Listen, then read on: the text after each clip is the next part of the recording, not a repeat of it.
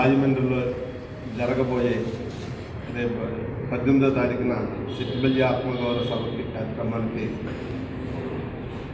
మరి ఎప్పటి నుంచో ఈ కార్యక్రమం సంఘాన్ని నడుపుతున్నటువంటి సోదరులు మన వేణు గారికి, రాజమండ్రి చూసినటువంటి సోదరులందరికీ, తులసి కుమార్ గారికి అందరికీ కూడా నా యొక్క నమస్కారాలు తెలియజేసుకుంటూ ఈ యొక్క కార్యక్రమాన్ని, ఎందుకంటే ఎవరొకరు దీన్ని లీడ్ చేయవలసిన అవసరం ఉంది. మీరు చెప్పినట్టుగా ప్రవీణ్ గారు చెప్పినట్టుగా కొంత కింద కేడర్లో బాధ ఉన్నటువంటి అవసరం ఉంది, బాధ ఉంది. ఎందుకంటే ఎంతకాలము ఇప్పుడు మనం ఎందుకు చేస్తున్నామంటే సిట్టిబల్లి కింద ఉన్న కేడర్లందరూ కూడా ఎవరైనా ఎదుగుతుంటే మన భుజాలు కాసి మన రక్తాన్ని చెమటగా మలిసి వాళ్ళని ఎదగడానికి అనేక రకాలుగా మనం పనిచేస్తూ ఉన్నాము.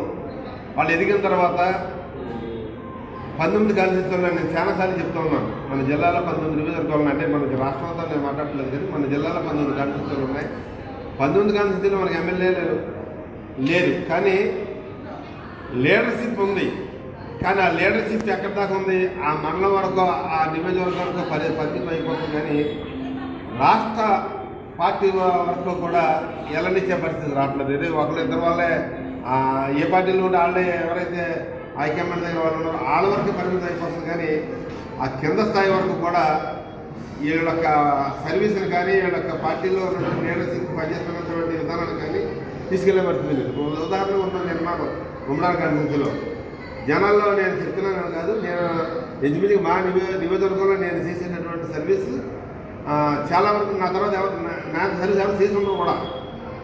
కరోనా సమయంలో కానివ్వండి, ఎవరికైనా ఆపదలు కానివ్వండి, అనేక రకాల కార్యక్రమాలు, అంటే ఇంత భారీ స్థాయిలో కార్యక్రమాలు చేసినట్టు సుమారుగా ఈ రోజున మనం ఎక్కడ ఉన్నామంటే మామూలుగా అక్కడ నియోజకవర్గంగా మండలంగా పరిమితం అయిపోతున్నాం. కానీ అసలు మనం చేసే సర్వీస్ని కానీ ఇప్పుడు నేను మన 2 ఎమ్మెల్సీలు ఇవ్వడం జరిగింది మన జిల్లాలో. 2 ఎమ్మెల్సీలు ఇచ్చినప్పుడు కూడా మేము వెళ్ళి మా నాయకులందరూ సరే దగ్గరికి వెళ్ళడం జరిగింది. అండ్ ఎమ్మెల్సీ బోస్ గారు మీరు ఖాళీ అయింది కదా, మనకి సిట్టిబల్లి కలగదని నాయకులందరి దగ్గర తిరిగాం. అది తిరిగితే కొంతమంది నాయకులు మన సిట్టిబల్లి కానీ అదర్ నాయకుల దగ్గర కూడా వెళ్తే, అసలు మీ నాయకులు మా సిట్టిబల్లికి ఇవ్వాలని ఒక ప్రపోజల్ కూడా తీసుకురాలేదు. ఒక ప్రపోజల్ అయినా తీసుకొచ్చుంటే మేమేదైనా మీకు మద్దతు ఇచ్చిండేవాళ్ళు. అసలు మీరు మీ వాళ్ళే మా పర్వనాడికి లేదా బొమ్మడానికి ఇవ్వండి, శివనారాయణకి ఇవ్వండి, అది కాక సొలసుకున్నట్టు ఇవ్వండి, లేదా వేణి గారికి ఇవ్వండి, ఇంకో వాళ్ళకి ఇవ్వండి, ఎవరికి ఈ 19 నియోజకవర్గాల్లో. ఎందుకంటే వాళ్ళు లీడర్షిప్ చేస్తున్న వాళ్ళు రాజ్యసభ ఉన్నారైనా, ఎమ్మెల్యేగా మినిస్టర్ చేస్తున్నారు. వాళ్ళు కాకుండా ఇంకా చాలామంది ఉన్నారు ఈ పార్టీలో పనిచేసే వాళ్ళు. వాళ్ళకంటే గొప్పగా పనిచేసే వాళ్ళు ఉన్నారు. వాళ్ళు కూడా మా కమ్యూనిటీలో ఎంతమంది పనిచేస్తున్నారు. మా జిల్లా అంటే సిట్టిబల్లి అంటే ఒక రామచంద్రపురం పరిమితం కాదు. కాకినాడ 2లో ఉన్నారు, 1లో ఉన్నారు, పిఠాపురం ఉన్నారు, జగ్గంపేట ఉన్నారు, తుని ఉన్నారు, పాలన గుమ్మడవరం కాన్స్టిట్యూన్సీ ఉంది, అమలాపురం, అన్ని కాన్స్టిట్యూన్సీలో కూడా సిట్టిబల్లి మినిమం 25,000 లేనటువంటి కాన్స్టిట్యూన్సీ ఎక్కడా లేదు. అన్ని నియోజకవర్గాలు కూడా జనం ఉన్నారు కనుక వాళ్ళకు కూడా అన్ని ఏరియాలకి నాయకత్వం కావాలి. ఇవాళ నామినేట్ పదవుల్లో చూడండి, ఇలా కాకినాడ కూడా సైడ్ మీద ఎవరికి ఇచ్చారు, 2 ఎమ్మెల్సీలు ఎవరికి ఇచ్చారు అంటే వాళ్ళకి ఇవ్వకూడదు కాదు లేదు. అంటే కోర్టుపల్లిలో కూడా పవర్ఫుల్ అయినటువంటి కోర్టుపల్లి కానీ 10 మందికి ఉపయోగపడే కోర్టుపల్లి కానీ ఎవరికి మనకి ఇవ్వట్లా. వాళ్ళు మనకి ఇవ్వండి అని చెప్పేవాళ్ళు కూడా లేదు. దౌర్భాగ్యం ఏంటంటే వీళ్ళు ఎంత కష్టపడుతున్నారు, వాళ్ళకి ఇవ్వాలి అని చెప్పేసి సీఎం గారి దగ్గరకో లేకపోతే మా అపోజిషన్ పార్టీ వాళ్ళ దగ్గరికి కానీ తీసుకెళ్ళి మన యొక్క భావాలు కానీ మన యొక్క ఈ యొక్క లీడర్షిప్ని ఇంత పనిచేస్తున్న వాళ్ళకి మనం ఏంటని అడిగేవాళ్ళు కూడా లేదు. సిట్టిబల్లి జిల్లాలో ఏమి ఇస్తున్నారు, మీరు మిగిలిన కాన్స్టిట్యూన్సీలు ఏం చేస్తున్నారు అని మాట్లాడేవాళ్ళు కూడా లేకుండా పోయారు. ఎందుకంటే ఎంతసేపు నా తర్వాత మా అబ్బాయిని ఎలా ప్రమోట్ చేయాలి, లేకపోతే మేము ఎలా ఉండాలి, మాకే పనులు కావాలి, అంత చుట్టూ మీ చుట్టే తిరుగుతుంటే ఇది ఎంతకాలం ఇది కరెక్ట్ కాదు నాకు తెలుస్తుంది. మీరు మంచి పాయింట్ మీద కార్యక్రమం చేస్తున్నారు, చేయండి. 100% మేము ఖచ్చితంగా మీకు చేసేదాన్ని 100% అన్ని రకాలుగా ఆర్థికంగా అన్ని రకాలుగా కూడా మాకు సపోర్ట్ ఉంటుంది. ఎప్పుడు కార్యక్రమం చేసినా మేము సిట్టిబల్లి అనే కార్యక్రమం చేసి ఎక్కడ చేసినా ఎప్పుడు ఎన్నికల తరబట్టినా మేము మా కాంట్రిబ్యూషన్ ఉంటుంది. మేము ఎప్పుడు కూడా ముందే ఉంటాం. మేము మా కాన్స్టిట్యూన్సీలో కార్యక్రమాలు చేసినప్పుడు మేము చేస్తాం. మేము మినిమం పెట్టాలంటే అక్కడ మినిమం 10,000-15,000 నేను పెట్టగలను అక్కడ పెట్టాలంటే. అంటే మనం రాజమండ్రి సమీపంలో ఉంది కనుక మేము దూరంగా ఉన్న కనుక జనాభా మేము తక్కువ రాగలుగుతాం. మినిమం 30 కార్లు వేసుకుని మేము రావడం జరుగుతుంది. మీ కార్యక్రమం ఖచ్చితంగా మీరు ఆర్డర్ చేస్తా ఉన్నాం. జనాభా మాత్రం మినిమం సక్సెస్ అవ్వాలి. ఎందుకంటే పెట్టిన తర్వాత సక్సెస్ అవ్వకపోతే 2 రకాలుగా ఫెయిల్ అవుతాం. అంచేత దీనిలో చాలా కేర్ఫుల్గా ఉండాలి. మనం చేయండి. ఎందుకంటే ఖచ్చితంగా మన యొక్క మనోభావాలు, ఎందుకంటే చాలాసార్లు ఇబ్బంది పడుతూ ఉన్నాం. అసలు మమ్మల్ని తీసుకెళ్ళి అసలు ఈ పలానా చేస్తారని చెప్పు నాయకుడే లేడు మాకు. ఎంతసేపు వాళ్ళు తిరగడం, వాళ్ళ చుట్టూ తిరగడం, వాళ్ళు వాళ్ళ పోటీ చేసేటప్పుడు సందాలు ఇస్తున్నాం, విరాళాలు ఇస్తున్నాం, డబ్బులు పట్టుకెళ్ళి మేము వెళ్ళి సర్వీస్ చేస్తున్నాం. ఎక్కడికైనా తెలిసిన వాళ్ళు అందరి దగ్గర తిరిగి మన పలానోడు నిలబడలేదు పని చేయండి అన్నాం. ఇక్కడ కాకినాడ నిలబడి, టూలో నిలబడి చేసాం, రాజపూర్ నిలబడి పని చేస్తాం.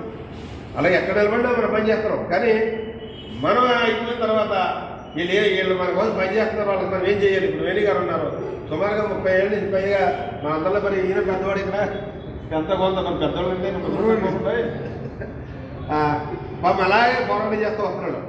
ఆయన గురించి కూడా ఆలోచించాలి కదా, మనం ఆర్థికంగా కూడా ఆలోచించాలి కదా. ఇప్పుడు ఆయన ఆర్థికంగా తోమత కోట్ల సంపాదించి లేరు. ఆ రకంగా కూడా మనం ఆలోచించవలసిన అవసరం ఉంది.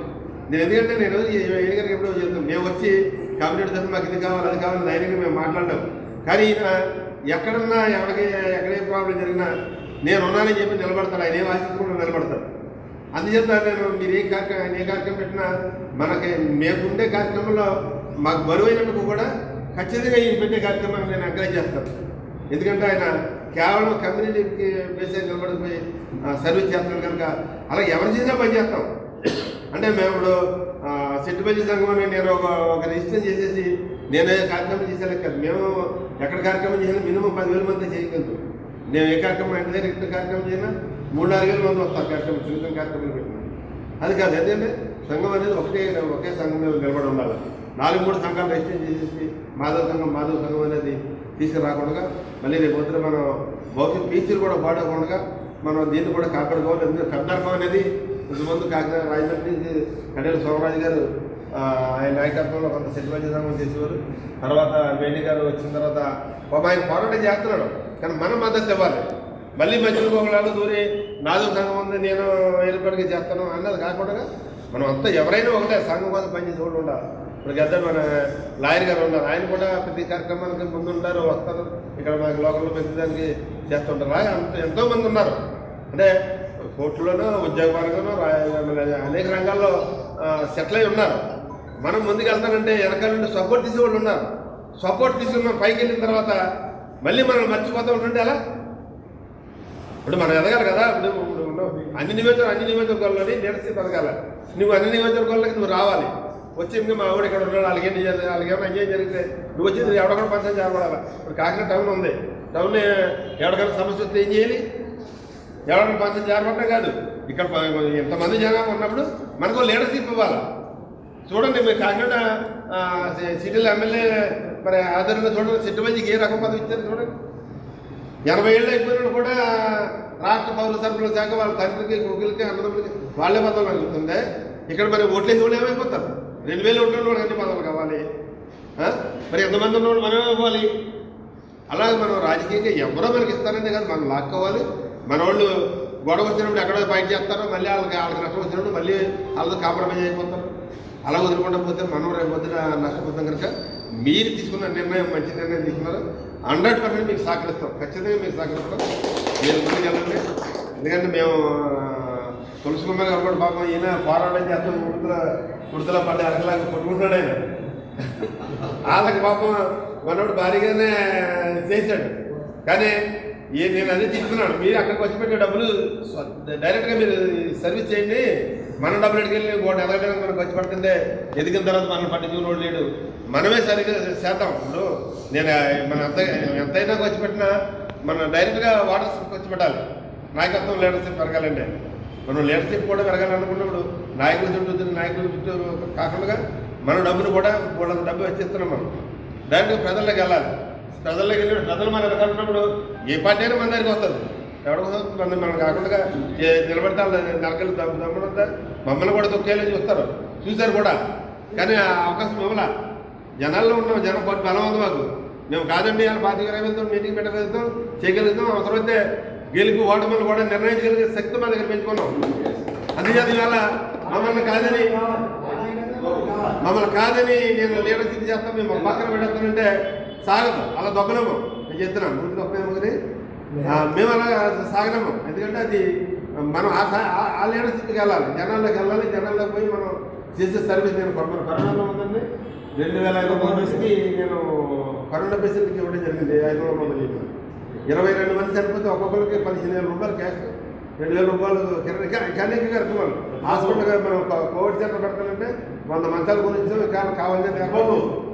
అలాగే మనం ఎంత డబ్బు ఖర్చు పెట్టినా జనాలకి ఓటర్స్కి ప్రజలకి మధ్యన తిరగాలి, వాళ్ళ మధ్య ఖర్చు పెట్టాలి. తులసి కుమార్ గారు అది చెప్తుంది. ఎందుకంటే డబ్బులు ఖర్చు పెడతాను మీరు డైరెక్ట్గా ఎక్కడైతే మీరు కాన్స్టిట్యూన్సీలో ఎస్టాబ్లిష్ అవ్వాలనుకున్నా ఆ ఏరియాలో డైరెక్ట్గా జనాల్లోకి వెళ్ళండి. ఎవరు ఏమనుకుంటారో, లేకపోతే మనల్ని తొక్కేస్తారో, లేకపోతే మనం పక్కన వేస్తారని భయపడుతూ ఉండాలంటే మనం ఎప్పటికీ చేయలేము. ఒక దిమ్మటి అనేది మనం ఉండాల్సిన ఉదాహరణకి టైం ఎక్కువ మాట్లాడాలి అనుకోవాలి. ఎందుకంటే అతను లాస్ట్ వరకు కూడా ఆర్థిక పరిస్థితి బాగోపోయినా ఆఖరి వరకు కూడా టాటర్ లిస్ట్ వచ్చేసి అప్పుడులో 99లో కానీ 94లో కానీ 2004 వరకు కూడా ఎమ్మెల్యేకి నెగ్గే వరకు కూడా అతను పోరాటం ఆఫ్ చేయలే. నిన్న పార్టీలో పక్కన పెడతారని ఇంకోటి అతను ఎక్కడ భయపడలా. వెళ్ళివాడు టాటర్లు మన మీటింగ్ అని వచ్చినట్టు ఏ రాజకీయంలో లేకపోతే రాజశేఖర రెడ్డి వచ్చినట్టుకి శుభ్రంగా మండలం తిరిగేసేవాడు. ఒక 100 టాటర్లు పోగొట్టేవాడు. ఇది మెరలేర చౌదరులు అందరూ వెళ్ళి డబ్బులు వాళ్ళకి వచ్చి టాటర్లు కానీ డబ్బులు ఇచ్చేవారు. వాళ్ళకి జై దిమ్మడి అనేవారు. అలాగా మనం వెళ్ళకపోతే మనం లీడర్గా మనం స్ట్రాంగ్ అవ్వలేము. మనం ఎంతసేపు మన ఇక్కడే ఉండి ఎవడ పార్టీలో మన వాళ్ళేమనుకుంటే ఏమనుకుంటే మనం ఎప్పటికేమో అవ్వలేము. ఒక దిమ్మటెక్నైలు ఖచ్చితంగా ఒక ఏ ప్లాట్ఫారం లేకుండా ఆర్థిక పరం లేకుండా ఎమ్మెల్యే అయినటువంటి ఎవరైనా వరండి దిమ్మటెక్నైలు అతను గట్స్ని, అతను తెలివిని, అతను దమ్ముగా నిలబడి పనిచేసాడు. ఇలా అంటే ఎలా కొంచెం ఆరోగ్యం వచ్చా పడవచ్చు కానీ ఒక చెయ్యాలనుకున్న పని కూడా ఎవరికంతా చెయ్యాలి, మావాడు చేయాలి అసలు దమ్ముగా పనిచేశాడు. అలాగా మరి మనందరం కూడా రేపు రాబోయే రోజుల్లో ఇంకా కొన్ని చాలా నియోజకవర్గాల్లో లీడర్షిప్ స్ట్రాంగ్ అవ్వాలి, అక్కడ బలపడాలి, అక్కడి నుంచి నాయకత్వం తీసుకోవాలి, నాయకత్వం పెంచుకోవాలి.